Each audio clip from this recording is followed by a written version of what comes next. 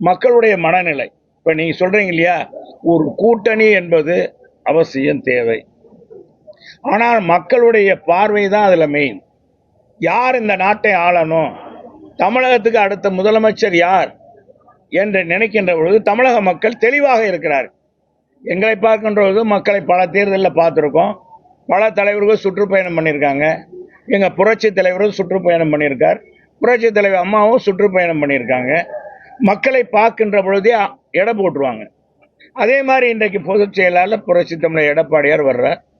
மக்களுடைய மனநிலை ஏதோ தானோ வந்தோம் போனோம் அப்படின்னு இல்லாமல் அவங்க மகிழ்ச்சியை வெளிப்படுத்துகிறாங்க. அவர்கிட்ட கேள்வி கேட்குறாங்க, அவர் பதில் சொல்கிறார். அவருடைய மக்களுடைய மனநிலையை அவர் எடுத்து சொல்கிறார். இந்த பணி தான் அந்த தேர்தலில் நடக்குது.